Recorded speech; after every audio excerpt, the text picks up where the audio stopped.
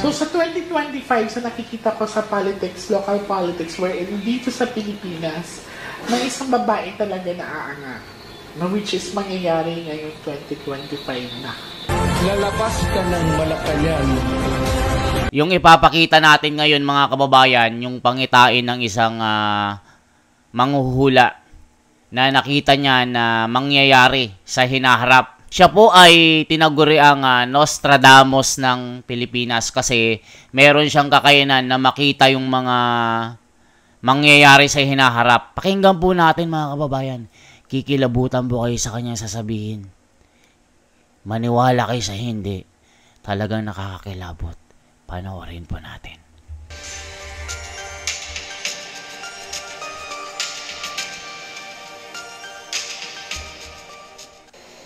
Hi sa mga Nostranatics worldwide. Ngayon, madami po nagtatag sa akin sa pangyayari sa politics, no? Nanumbalik sa kanila ang predictions ko or pangitain ko na may switching of power na magaganap. Sobrang Ayan mga kababayan, meron siyang sinabi na magkakaroon ng pagpapalit ng posisyon o switching of power doon sa gobyerno. Ibig sabihin mga kababayan, magpapalit ng administrasyon. Ano ba ito? Ulitin natin mga kababayan, kinikilabutan po ako dito.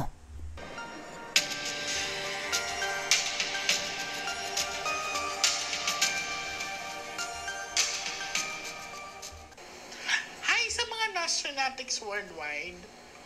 Ngayon, madami po nagtatag sa akin sa pangyayari sa politics, no?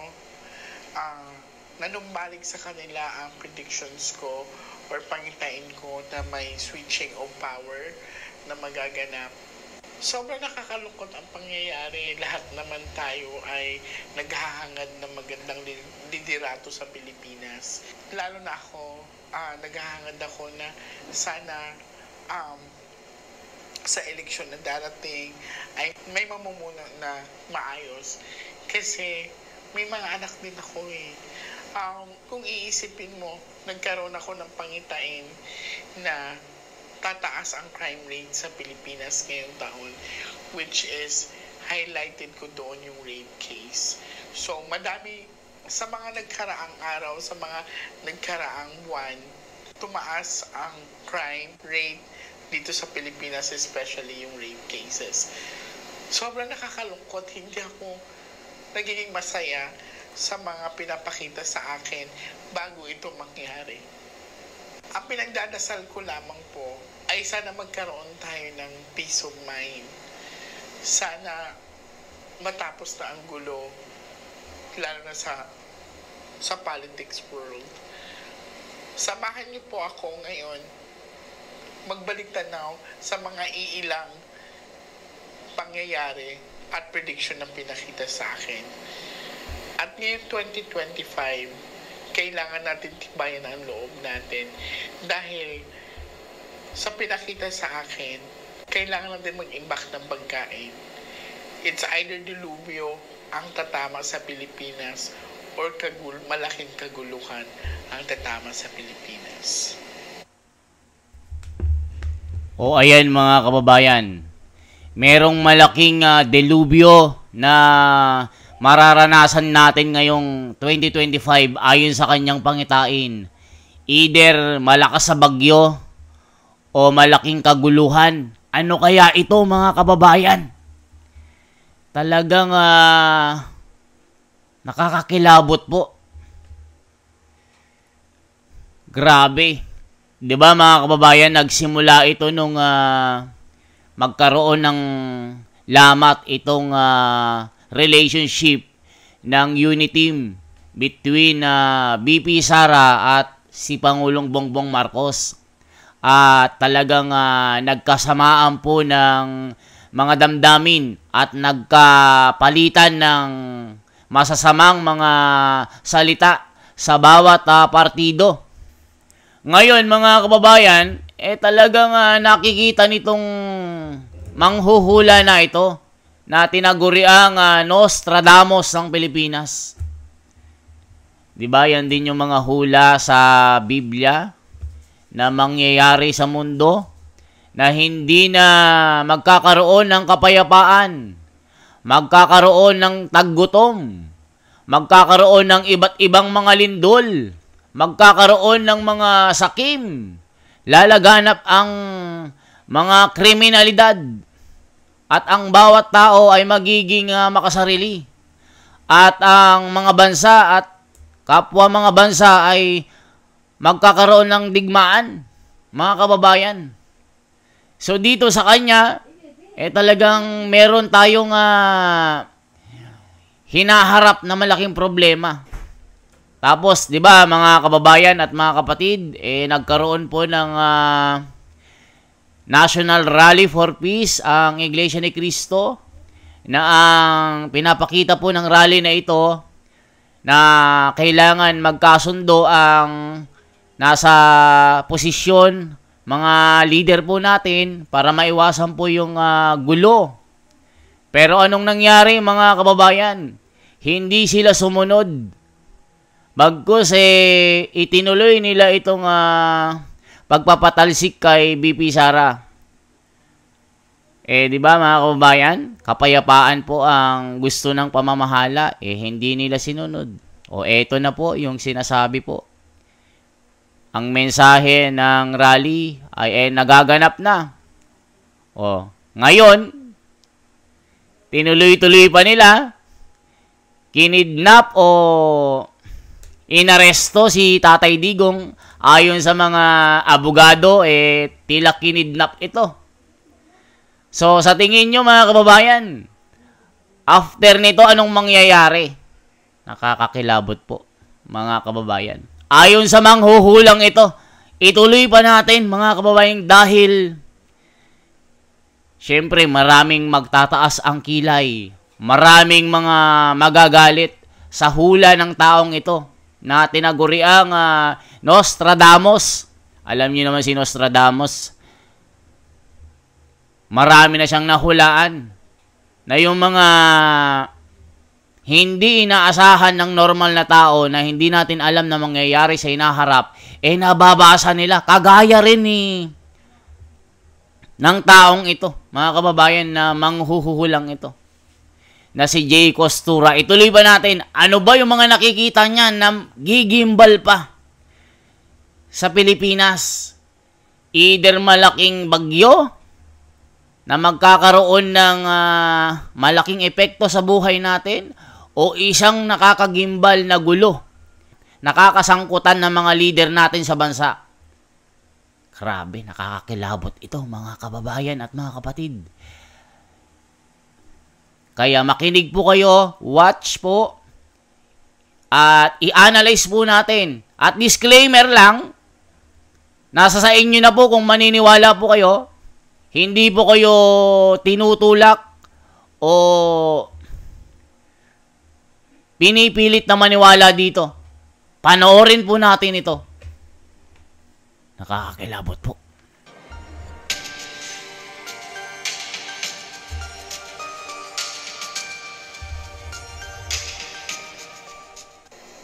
Hi sa mga Nostranatics worldwide.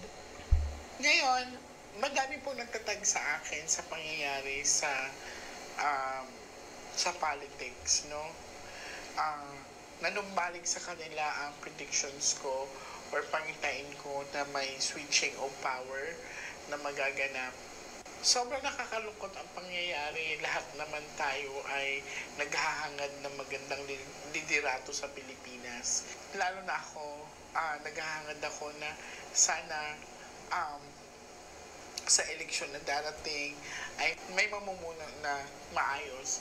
Kasi may mga anak din ako kung iisipin mo, nagkaroon ako ng pangitain na tataas ang crime rate sa Pilipinas ngayong taon, which is highlighted ko doon yung rape case. So, madami sa mga nagkaraang araw, sa mga nagkaraang buwan, tumaas ang crime rate dito sa Pilipinas, especially yung rape cases. Sobrang nakakalungkot, hindi ako nagiging masaya sa mga pinapakita sa akin bago ito mangyari. Ang pinagdadasal ko lamang po ay sana magkaroon tayo ng peace of mind. Sana matapos na ang gulo, lalo na sa politics world. Samahan niyo po ako ngayon magbalik tanaw sa mga iilang pangyayari at prediction ng pinakita sa akin. At ngayon 2025, kailangan natin tibayan ang loob natin dahil sa pinakita sa akin, kailangan natin mag-imbak ng pagkain. It's either dilubyo ang tatama sa Pilipinas or malaking kaguluhan ang tatama sa Pilipinas. Maraming nagsasabi, bakit sila pare-para sila ng mga sinasabi, para sila nakikita? Kami po ay may iba't ibang kakayanan.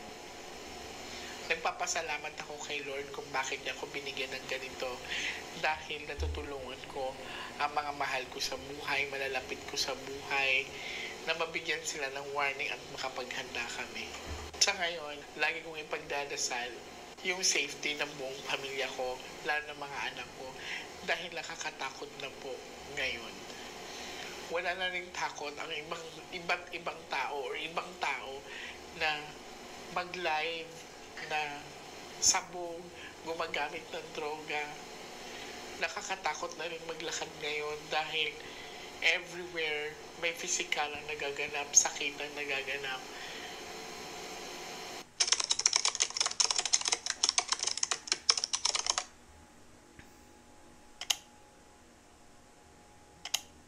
Ano ba ang year 2025 ngayon? Ito ba ay mabangis? Ito ba ay maamo? Ito ba ay positive or negative?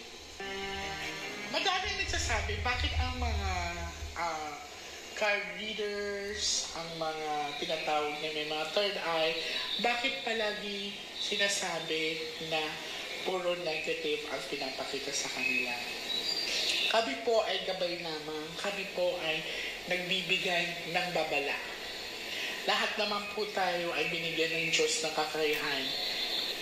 Kaya lang, may mga taong kagaya ko na masyadong bukas at tinatawag na sixth sense. So sa akin, nagkakaroon ako ng mga panaginip na bago mangyari ay pinapakita mo na sa akin yun ang tinatawag na precognition dreams. So isa nga po sa mga pinapakita sa akin ang kaguluhan na magaganap o tinatawag na pagsasalpukan na malalaking bansa. So dito po papasok na kailangan natin ipaghanda ang ating sarili sa pagkain. Sa pagpasok ng 2025, magkakaroon po tayo ng malaking problema sa pagkain. Magkakaroon ng rice shortage, water shortage. Yan. So isa po yan sa magiging malaking problema sa ating ngayong darating na taon. Sa darating na eleksyon ay medyo magulo po talaga. Hindi na po bago din na magulo talaga ang politics. Pero sa politics na darating sa US o sa ibang bansa, doon po magsisimula ang gulo na pinapakita sa akin.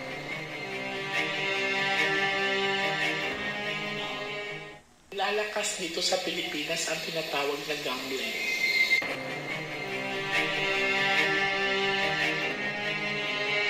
Totoo yung sugal. Grabe ngayon. Isang click na lang yung sugal. Yung sabong, isang click na lang. Yung casino, isang click na lang sa cellphone. Kaya nagkautang-utang yung mga tao, nagkalubog-lubog. Pati bahay na isugal sa online. Tama itong sinasabi nito. Meron siyang puntos.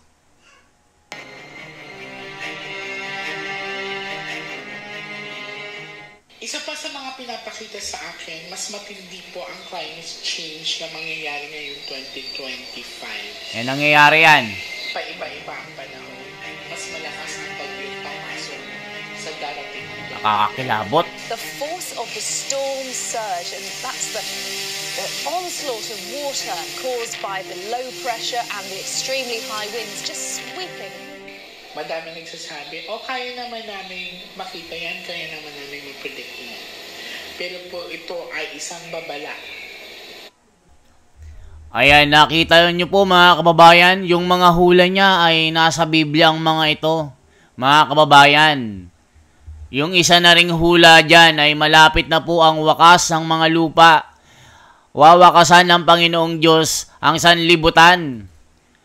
Dahil napakarami na pong mga masasama na tao na talagang magkakaroon din ng mga bulaang propeta na dadayain ng mga tao, mga kababayan. At meron ding hula na merong mga mangyayari, mga kababayan, ang sugo ng Diyos sa huling araw. Yan ang pinapaniwalaan po namin na si Ka Felix Manalo ng Iglesia ni Cristo. Ang sugo ng Diyos sa mga huling araw, sa malayong silangan, ay naganap na po. Naitatag po ang Iglesia ni Cristo noong 1914, July 27, na si Ka Felix Manalo po ang nagtatag na kinasangkapan po ng Panginoong Diyos. Maniwala kayo sa hindi. Kayo na pong bahala. Yan po kasi ang nakasaad sa Biblia, mga mahal na kapatid at mga kababayan. Ituloy pa natin ang pangitain ni Jay Costura na talagang gigimbal at nakakakilabot po sa mga makakarinig dito. Lalong-lalo na po yung mga kanya-kanyang manok na politiko na may babagsak at merong babaeng tatayo at lalabas ang kanyang tapang at magiging isang makapangyarihan na babae. Sino kaya itong babaeng ito, mga kababayan at mga kapatid? Hulaan nyo po kung sino ito. Unahan na natin si Jay Costura kung sino itong babaeng ito na makikita na tataas ang kanyang pangalan. At magkakaroon daw ng change of position. Nakakakilabot, mga kababayan. Pakinggan pa natin ang sinabi ni Jay Costura. Nagsasabi, kaya naman namin makita yan, kaya naman namin mag-predict mo. Pero po ito ay isang babala sa atin na kung dumaan man tayo sa malalakas na bagyo sa mga nagdaang panahon, ito po ay iibahin natin. Mas malakas po ang papasok na mga dilubyo, mga bagyo ngayong 2025.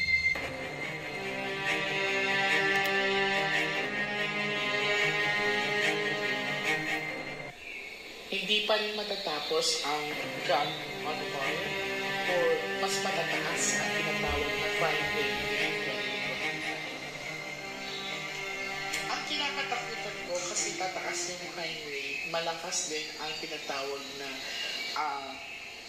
percentage ng rape cases dito sa bansa.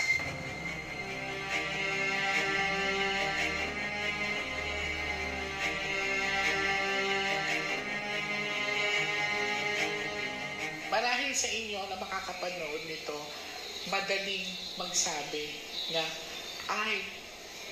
pwede naman namin makita niyan. Oo, pwede natin makita lahat yon. Pero ang punto nito ay paano natin paghahandaan. So sa 2025, sa nakikita ko sa politics, local politics, wherein dito sa Pilipinas, may isang babae talaga na aangat, which is mangyayari ngayong 2025 na. O mga kababayan, nakikita rin niya sa kanyang pangitain na merong babaeng aangat. Sino kaya itong babae na ito, mga kababayan, na aangat sa lahat ng mga babae dito sa Pilipinas, sa local politics? Nakakakilabot, mga kababayan. Merong magagalit dyan. Merong mga tataas ang kilay at ibabash itong manghuhula na ito na ba't ganyan ang mga hula mo. Siyempre, maraming mga tao dyan na magagalit dito. Disclaimer lang po, hula lang po ito. Huwag nyo pong pairali ng pagiging balat sibuyas nyo. Hula lang po ito, mga kababayan. Kung anong sabihin nito, maaring maging totoo, maaring hindi totoo. Nasa sa inyo na lang po kung paano nyo po intindihin ito. Yun lang po yung sinasabi nito. Ituloy pa natin mga kababayan. Talagang nakakakilabot talaga ito. So sa 2025, sa nakikita ko sa politics, local politics, where dito sa Pilipinas, may isang babae talaga na aangat. Which is mangyayari ngayong 2025 na. Lagi po natin pagtatandaan, mga Nostradamus worldwide, mga abangers, hindi po kami nandito para magbigay ng takot, kundi ito po ay nagbibigay kami ng babala para makapaghanda po tayo sa pang-araw-araw natin na buhay. Ang lagi po nating sandata, huwag natin kalimutan ang pagdadasal at pasasalamat sa Panginoon. Mag-ingat po tayong lahat, mga Nostradamus worldwide, mga abangers at bago pong subscribers. Merry Christmas sa inyo and Happy New Year!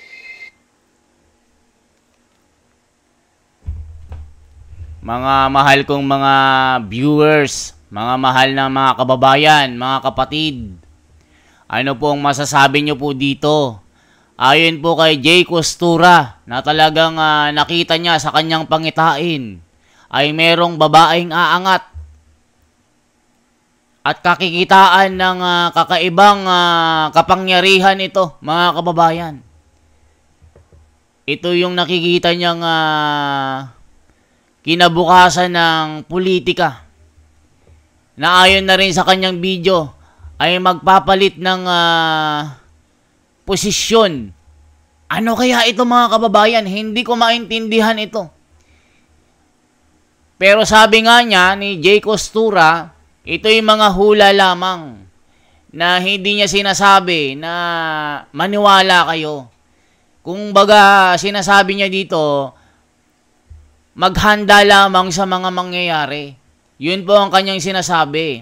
Itong mga hulang ito, mga kababayan, ay sinabi na rin po nung rally po ng Iglesia ni Cristo na kung hindi magkakasundo ang pamahalaan ng mga nagbabangayan, ng mga leader natin dahil sa mga issue na nangyayari sa bansa, talagang magkakaroon ng gulo.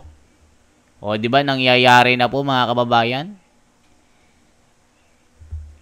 Iyan po ang mensahe ng rally po na isinagawa ng pamamahala ng buong Iglesia ni Cristo.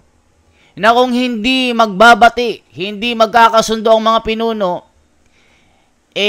haharap po ang pamahalaan at ang bansang Pilipinas ng mga sari-saring gulo na hindi po natin aasahan. O ngayon po, natutupad na at hinulaan na rin ng manghuhulang ito na nagpakita sa kanyang mga pangitain. Maaaring yung iba magagalit. Sasabihin na naman, ginagamit mo na naman ang Iglesia ni Cristo. Lagi mong binabanggit sa video mo. Totoo naman po, mga kababayan. Yan po ang sinabi po na mensahe ng rally po. Na kapayapaan lamang ang gusto ng pamamahala. Na pag ituloy itong pagpapaalis kay Sara Duterte sa posisyon, magdudulot ito ng malaking gulo. At talagang ikakasira ng ating bansa. O, tignan nyo po, anong nangyari ngayon? Lalong-lalo na ngayon na PRRD ay ibinigay sa ICC. Tignan nyo, mga kababayan, ibinigay si Tatay Digong sa ICC dahil daw sa kanyang mga kasalanan na crimes against humanity, dahil sa kanyang mga ginawa noong administrasyon nung siya'y naging pangulo, na maraming mga tinamaan sa kanyang pulisiya, yung kanyang plataforma na war on drugs, maraming tinamaan, maraming mga oligarkong nagalit. Kasi, syempre, marami siyang naipasarang mga kumpanya. Yung airport, nagbayad ng bilyon-bilyon na in the history ay nagbayad ang isang bilyonaryo na bayaran ang gobyerno sa tax yun, mga kababayan, na pagbayad niyang mga ito. At marami pang iba, mga kababayan, marami siyang nasagasaan. Yung mga inosente daw sa kanyang war on drugs, ay yun yung mga nagreklamo sa ICC. Ngayon, ito yung nangyari. Sa kasalukuyan po ay si Tatay Digong ay nasa kustodiya ng banyaga sa ICC at lilitisin daw. At sabi ng mga expert ay wala na daw pag-asang makabalik ng Pilipinas. At sabi din ng ICC na kung sakaling mapatunayan daw ay habang buhay daw na mabibilanggo si Tatay Digong, mga kababayan. Ang tinatanong po ng karamihan, bakit doon sa ibang bansa lilitisin si Tatay Digong? Wala ba tayong hukuman dito sa Pilipinas? Yung hukuman ba doon sa ibang bansa, magkaiba ang sistema dito sa Pilipinas? Mga kababayan? Yun yung tinatanong ng taong bayan. Kaya tignan nyo mga kababayan, nagkakaroon pa ng mga pag-aaklas ngayon sa iba't ibang panig ng bansa. Lalong-lalo na po yung mga nasa Mindanao, mga kababayan, na ayon sa kanilang salaysay, yung ginawang pulisiya ni Tatay Digong nung siya naging Pangulo, nagkaroon sila ng kapayapaan. Tumahimik yung kanilang mga bayan. Yung mga barangay, nagsiwalaan yung mga tinatawag na mga addictus, benedictus. Ngayon, dumami po, triple. 10 times sa fold ang nangyari. Nakita nyo naman yung hula ni Jay Costura na tumaas yung mga crime rates. Tumaas yung mga criminality. Tumaas yung mga sugal. Tumaas yung mga lapastangan. Iyan rin po ang nasa Biblia, mga kababayan. Magkakaroon ng mga digmaan sa iba't ibang mga bansa. Magkakaroon ng mga malalagim na pangyayari. Lindol sa iba't ibang panig ng mundo na nangyayari na po. Labanan ng mga harian laban sa kaharian. Magkakaroon din ng mga bulaang propeta na magpapakilala na parang mga lobo na dadayain ng mga tao. Mga kababayan, yan lamang po ang aking bahagi. Nasa sa inyo na po kung maniniwala po kayo sa hulang ito. Disclaimer po, manghula lang po ito. Pero, nangyayari po. Nasa Biblia kasi ito, mga kababayan. Isang hula na nga lang po merong sugo na darating na kakasangkapanin para tatakan ang maraming tao para maligtas. Para maligtas ito sa kapahamakan, sa dagat-dagatang apoy. Ang hula na yan, mga kababayan, ay sa katuparan po ni Ka Felix Manalo na itatatag ang Iglesia ni Cristo sa mga huling araw. Yan po ay natupad kay Ka Felix Manalo. Yan po ang hindi maunawaan at yan din po ang kinagagalit ng mga kumakalaban po sa Iglesia ni Cristo. Dahil tao lang yan si Manalo. Sasabihin nila, tao lang yan. Hindi yan talaga sugo. Sasabihin nila, Iglesia ni Manalo. Sasabihin nila, kulto yan. Kayo na. Ang bahalang maniwala o hindi, basta kaming mga Iglesia ni Cristo, naniniwala po kami sa hula na yan. Tignan nyo po. Maghirap ang mundo, ang Iglesia ni Cristo ay pinapayaman ng Diyos. Magkagulo, payapang Iglesia ni Cristo. Maraming kumalaban, maraming mga naglabasang mga nanggugulo. Ginipit nila ang pamamahala. Anong nangyari sa mga ito? Anong nangyari sa kanila? Kinaya ba nila ang pamamahala, ang Iglesia ni Cristo? Alam nyo kung bakit? Ginagabayan po ito ng Panginoon. Ginagabayan po ng Panginoong Diyos ito. Buhay na buhay ang Diyos ng Iglesia ni Cristo. Na wala po sa ibang mga reliyon na makikita. Yung iba, hindi na maalala. Yung iba, nagbentahan ng mga simbahan nila, mga lupain nila kasi hindi na kayang i-maintain ito. Pero ang Iglesia ni Cristo, bumibili ng mga ari-arian, mga lupain para tayuan ng kapilya dahil po sa paglago at paglawak ng Iglesia ni Cristo, yung mga miyembro dumadami araw-araw po. Marami pong nadudoktrinahan hanggat sa mabautismuhan ito. Mga kababayan at mga kapatid, yan ang totoo. Yan pong hindi makita ng mga kalaban. Kaya binabash po nila, lalo ngayon, na darating po ang election, magkakaisa po ang pamamahala. Ang Iglesia ni Cristo ay boboto na kung anong itagubilin ng pamamahala, yun po ang susundin namin. Yan pong hindi matanggap ng iba, bakit daw parang diktador daw ang pamamahala, wala daw isip yung mga miyembro kasi sumusunod lamang ito kung anong idikta ng leader. Mali kayo dyan. Ang sinusunod po naming mga Iglesia ni Cristo na mga miyembro sa pagkakaisa po, ang pamamahala po namin ang sinusunod namin. Hindi namin sinusunod yung sarili naming kagustuhan. Kasi po, nasa Biblia kasi yan, nasa aral po yan. Na walang Iglesia ni Cristo o kasapi sa Iglesia ni Cristo ang napahamak sa hindi pagsunod sa pamamahala. Lagi pong pinagpapala yan. Walang namalimos, walang kinawawang Iglesia ni Cristo sa pagsunod po. Dahil po yan ang sinusunod po namin na aral. Yan po ang hindi maintindihan ng iba. Yan ang kinagagalit ng mga basher. Kaya lagi nilang binabash. Lagi silang galit. Kasi galit sila sa tunay na aral ng Iglesia ni Cristo. I-comment nyo po. Tapos ibabash nyo ako na nagsasabi ng katotohanan dito. Nasasabihin nyo, miyembro daw ako ng kulto. Miyembro daw ako ng Iglesia ni Manalo. Maling-mali po kayo.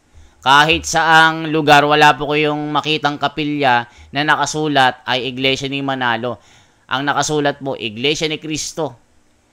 Ito'y rehistrado po sa pamahalaan, sa Security and Exchange Commission. Kikita nyo po lahat ng mga organization na mga pangalan dyan na nakarehistro ang Iglesia ni Cristo.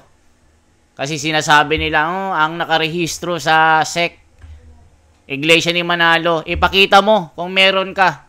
Tapos magharap tayo kung meron. Tapos pumunta tayo ng korte, patunayan mo kung merong Iglesia ni Manalo na nakarehistro. Ang nakarehistro lang, Iglesia ni Cristo, wala na pong iba. Wala kayong maiba to sa amin. Pasensya na po kayo mga kapatid. Kasi syempre, nandito po ako para isa po ako sa mga nagtatanggol sa ating pananampalataya.